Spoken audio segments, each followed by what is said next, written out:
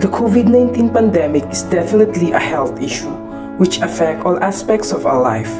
At the same time, it continues to present the single biggest challenge to contemporary community sports globally. Sport is indeed for all, no matter who we are.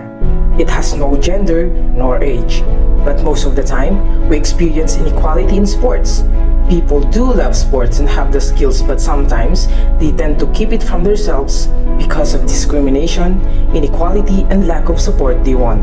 As one of the students of Daraga Community College and aspirant, my advocacies are equality in sports, promote sportsmanship, and to support our dearest players holistically.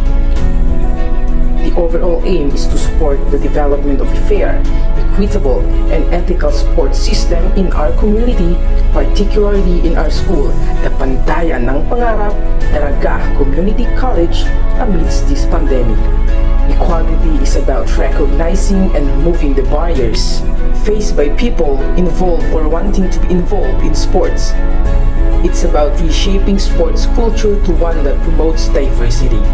By this, we can eliminate discrimination in sports and we can attain quality, camaraderie, unity, and equal treatment to all players because they share the same rights in sports no matter who they are and what kind of player they are. Promote sportsmanship. Good sportsmanship may be difficult to define, but it is characterized by the ability to win without gloating, respect for opponent, and the ability to lose gracefully. Indeed, sportsmanship is one of the most important character and value that a player must possess.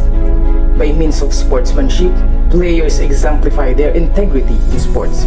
Lastly, my advocacy is to support our dearest players holistically. Whether we accept it or not, in our society, players do lack of support morally and financially. Players need it for them to be encouraged and be motivated. This is Anton Lorete from BSED Filipino, representing the mighty seniors, leaving you all. Alone we can do so little, together we can do so much. To God be all the glory. God bless.